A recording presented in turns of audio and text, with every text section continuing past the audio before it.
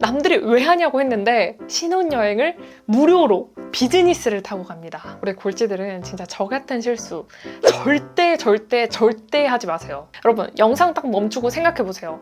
나 한 달에 고정 지출 얼마나 나가지? 이 3초 안에 못 나오면 여러분은 해야 돼요. 안녕하세요, 출굴지입니다. 여러분 벌써 내일이 새해가 밝아요. 시간이 진짜 너무 빠르죠. 저는 사실 이 영상을 12월 14일에 찍고 있습니다. 사실 저는 친구가 별로 없는 편인데 연말이라 그런지 일정이 진짜 너무 많더라고요. 근데 어쨌든 제가 오늘 준비한 영상은 우리 골쥐들의 새해를 맞이해서 당장 하면 좋을 5가지를 한번 준비해봤어요. 이때까지 좀 알면서도 귀찮아서 미뤄왔던 것들인데 우리 새해 기념으로 한번 해보자고요. 그럼 바로 시작해볼게요. 먼저 첫 번째, 카드 리모델링. 여러분 우리가 막 카드를 정말 많이 쓰잖아요. 근데 사실 각각 혜택이 있는 것들을 각각 쓰기보다는 괜찮은 거 딱 하나 쓰는 게 나아요. 물론 어떤 카드사에서 이벤트가 나올 때는 그것도 같이 쓰는 게 나은데 일반적인 상황에서는 그냥 한 개를 몰빵해서 쓰는 게 낫습니다. 그러면 또 어떤 카드가 가장 좋을까요? 뭔지 알려드릴 건데 일단은 카드 혜택 자체가 보통은 할인, 포인트, 비행 마일리지 요 3가지거든요. 근데 사실 할인은 보통 10%, 뭐 많으면 20% 정도 되기는 하는데 문제는 월 할인 한도가 정해져 있죠. 내가 한 달에 50만 원에서 100만 원 정도 써야 월 할인 한도가 2만 원 정도 돼요. 그래서 할인을 최대로 받아봤자 1년에 받을 수 있는 할인이 보통 10만 원에서 20만 원 정도예요. 그러면 포인트 한번 볼까요? 포인트는 모든 곳에서 2% 적립해주면 굉장히 많이 해주는 거예요. 실제로 2% 적립해주는 카드들도 별로 없어요. 그리고 간혹 막 5% 적립 이런 것도 있기는 한데 이런 거는 특정 일정에만 적립을 해주거나 뭐 KTX 이런 것들만 적립이 되기 때문에 사실 매일매일 10% 적립을 받는다 이렇게 볼 수가 없어요. 그래서 2% 적립을 받는다고 가정하면 우리가 1,000만 원을 써야 20만 원이 적립되는 거예요. 물론 1,000만 원이 정말 큰 돈이죠. 근데 이제 한 달로 모아보면은 생각보다 내가 이것저것에 돈을 야금야금 많이 썼다. 그래서 한 20만 원 정도는 적립이 된다고 볼 수 있습니다. 그러면 세 번째 혜택은 비행 마일리지인데 저는 사실 이 비행 마일리지 카드에 거의 몰빵해서 돈을 쓰고 있어요. 제가 왜 이 비행 마일리지 카드를 쓰냐면 비행 마일리지 카드들은 보통 1,500원에 1마일 혹은 많이 주면 1,000원에 1마일 요 정도거든요. 그러면 우리 아까 포인트 계산했다시피 1,000만 원을 쓰면 10,000마일이 적립이 되는 거예요. 근데 이 10,000마일이 10,000원이 아니라 일반적으로 우리가 비즈니스를 타잖아요. 발리가 7시간 정도 비행을 하는데 편도 비즈니스석 기준으로 35,000마일이에요. 그러면 우리가 3,500만 원을 쓰면 비즈니스 항공권이 생깁니다. 아니 근데 3,500을 어떻게 써? 이렇게 생각하실 수 있을 거예요. 근데 우리 반대로 생각해 보면은 1년에 우리가 1,000만 원 정도 쓴다고 했잖아요. 그리고 이 1,000만 원은 20만 원의 혜택이 있다고 했죠. 그러면 3년을 쓰면 나한테 60만 원의 혜택이 있는데 비행 마일리지는 3만 마일을 쌓을 수 있어요. 그리고 이 3만 마일은 보통 현금으로 환산을 하면은 160만 원 정도입니다. 왜냐면 발리 비즈니스권을 우리가 그냥 돈으로 결제를 하려고 하면 평균적으로 160만 원이 조금 더 넘어요. 물론 누군가는 여행에 별로 관심이 없을 수도 있고 그런데 이제 신혼여행이나 아니면 부모님 환갑 이럴 때 있잖아요. 이런 걸 위해서 그냥 적금 든다고 생각하고 써보는 건 또 어떨까 싶어요. 그래서 저는 20대 초중반부터 모으기 시작했거든요. 그랬더니 지금 비즈니스가 뭐야? 1등석 왕복도 할 수 있어요. 근데 여기서 또 한 가지 팁이 뭐냐면 아까 1,000원에 1마일이라고 했잖아요. 근데 여러분 이게 최근에 나온 카드인데 국민 스마트 헤리티지라는 카드예요. 여러분 이거 절대 광고 아님, 내 돈 내서 아님. 심지어 연회비 20만 원. 근데 여러분 제가 이 카드를 굳이 왜 들고 왔냐면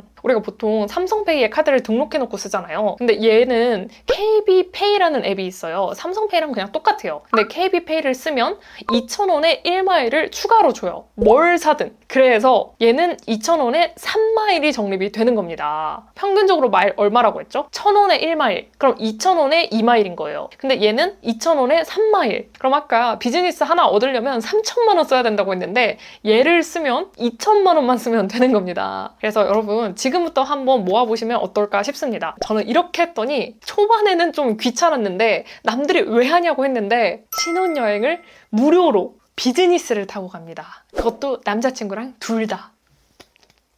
근데 여러분, 비즈니스 돈으로 끊으면 얼마인지 아시나요? 파리 기준으로 편도가 370만 원이에요. 그러면 왕복으로 하면 왕복 800만 원입니다. 근데 이거 전부 다 비즈니스 그냥 마일 모아가지고 무료로 간다는 거예요. 근데 사실 이 카드는 월 50만 원 이상은 써야 적립을 받을 수 있어요. 근데 우리 골찌들 돈 별로 안 쓰잖아요. 월 한 달에 10만 원 정도밖에 안 쓰잖아요. 그쵸? 그러면 요 카드보다는 우리가 이미 다 알고 있는 삼성 엠마일리지 요거 쓰셔도 돼요. 요거는 써야 되는 실적이 없어요. 그래서 돈 별로 안 쓰시는 분들은 요거 삼성 엠마 쓰시면 됩니다. 근데 얘를 쓰면은 2천만 원만 쓰면 비즈니스권이 나왔는데 얘를 쓰면 3천만 원을 써야 비즈니스권이 나온다는 거. 이 점만 명심하시면 좋을 것 같아요.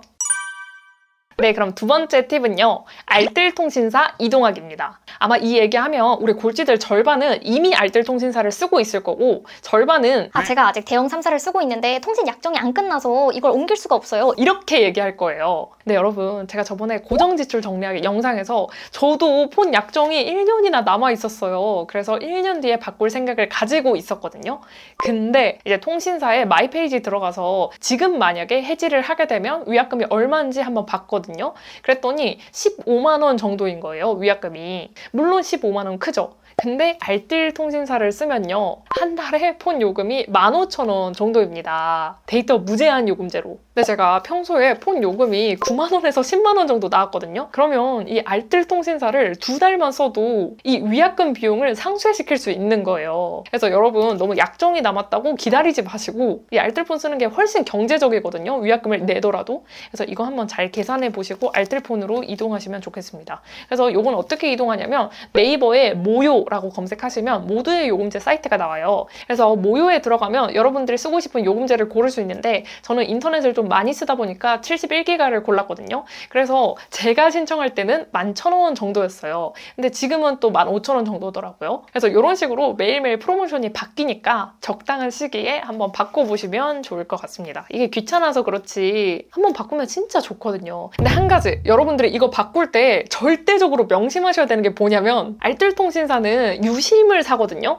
유심이 보통 편의점에도 팔고 아니면 퀵이나 택배로도 받을 수 있어요. 근데 이걸 선택을 할 때 NFC 유심을 선택하셔야 돼요. 이거 보시면 NFC라고 적혀 있잖아요. 일반 유심이 있고 NFC 유심이 있어요. 근데 이 NFC가 있어야 휴대폰으로 교통카드를 쓸 수가 있어요. 아마도 우리 갤럭시 쓰는 친구들은 그냥 휴대폰만 들고 다니잖아요. 카드 안 들고 다니고. 그래서 저도 알뜰통신사로 이동을 하고 그냥 평소처럼 휴대폰을 지하철에 딱 찍었거든요. 근데 안 찍히는 거예요.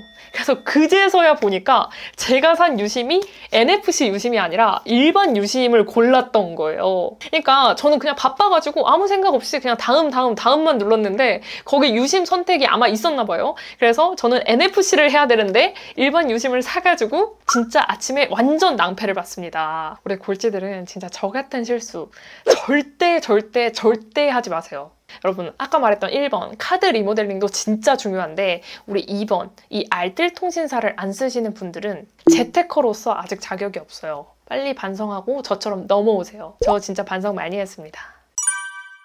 그럼 세 번째, 연말정산 공부하기. 여러분, 우리가 매년 말마다 연말정산을 하잖아요. 근데 나라에서 돈 더 내라 하면 더 내고 환급 받으라 하면 환급 받고 그냥 그렇게 수동적으로 했잖아요. 사실 저도 그랬거든요. 근데 제가 한 5년 차쯤 되니까 문득 이 원리가 너무 궁금한 거예요. 그래서 좀 귀찮지만 공부를 좀 해봤더니 요런 데서 이렇게 쓰면 환급을 받을 수 있구나를 알게 됐어요. 그래서 그 이후부터는 매년 환급을 받게 되더라고요. 돈을 많이 벌더라도 이 연말정산의 원리를 아는 사람은 남들보다 세금을 적게 냅니다. 그래서 우리 여러분들도 이번에 연말정산 공부를 해보면 너무 좋을 것 같아요. 근데 또 연말정산 찾아보기 되게 귀찮단 말이에요. 그래서 제가 약 2년 전쯤에 연말정산 원리에 대한 영상을 올렸는데 사실 이제 시간이 좀 너무 많이 흐르기도 했고 올해부터 좀 바뀐 점들이 또 있거든요. 그래서 제가 요즘 연말정산 리뉴얼 영상을 찍고 있어요. 그래서 요거는 우리 골찌들이 연말정산 시작하기 전에 업로드될 예정이니까 꼭 이걸 보고 각자의 권리를 스스로 쟁취를 해가지고 올해 또는 내년에는 꼭 돌려받을 수 있었으면 좋겠습니다. 연말정산 공부 꼭 다음 주 일요일에 저랑 같이 해요. 그러면 다음은 네 번째, 목표 짜기. 여러분, 이 목표는 말해 뭐해. 위대한 목표 세우라는 거 절대 아니에요. 비상식적 성공 법칙, 이 책을 봐도 목표를 항상 글로 쓰라고 하거든요. 근데 저도 사실 뭐 글로 써봤자 뭐가 달라지겠어 라고 생각을 했는데, 정말 그 사소한 목표라도 글로 쓰고 내가 그걸 이루면 그 뿌듯함과 성취감이 이루 말할 수가 없더라고요. 우리 골찌들도 올해 목표, 분기별 목표 혹은 월 목표를 한번 짜서 매일 혹은 매달 성취감을 좀 느껴봤으면 좋겠습니다. 확실히 인생에서 성취감이 생기니까 좀 더 보람찬 하루들을 만들 수 있더라고요. 뭐 한 달에 책 한 권 읽기 이 정도라도 좋으니까 꼭 목표는 써보셨으면 좋겠습니다. 네, 그럼 마지막 5번째는 가계부 정리예요. 여러분, 제가 이 가계부 정리 영상을 한 달 전쯤에 올렸잖아요. 근데 이 영상을 보고 대부분은 본인 가계부 정리를 안 하셨을 거예요. 왜냐면 항상 조회수가 올라가도 실제로 실천하는 사람은 10% 정도밖에 안 돼요. 혹시 정리를 안 하신 분들이 있다면 정상 동작이라는 거죠. 그래도 우리 새해를 맞이했으니까 좀 내가 매달 고정 지출을 얼마나 쓰고 있는지 미리 점검도 해보고, 줄일 수 있는 거는 줄여가지고 내년에는 좀 더 불필요한 지출을 좀 줄여봤으면 좋겠습니다. 여러분, 영상 딱 멈추고 생각해보세요. 나 한 달에 고정 지출 얼마나 나가지? 하나, 둘, 셋. 이 3초 안에 못 나오면 여러분은 고정 지출을 해야 돼요. 저도 했는데 다 우리 골찌들을 위한 소리라는 거 알죠? 또 잔소리 같네. 네, 그럼 오늘 영상은 여기까지입니다. 우리 골찌들 중에서는 왠지 이 1번부터 5번까지를 이미 다 한 친구들도 있을 것 같아요. 그런 친구들이 있으면 댓글 남겨주세요. 제가 칭찬해드리겠습니다. 네, 여러분, 우리 그럼 내년에는 좀 더 파이팅 넘치고 좀 더 행복한 한 해를 만들어 보도록 해요. 그럼 오늘도 여기까지 봐주셔서 감사합니다. 안녕! 찍찍찍!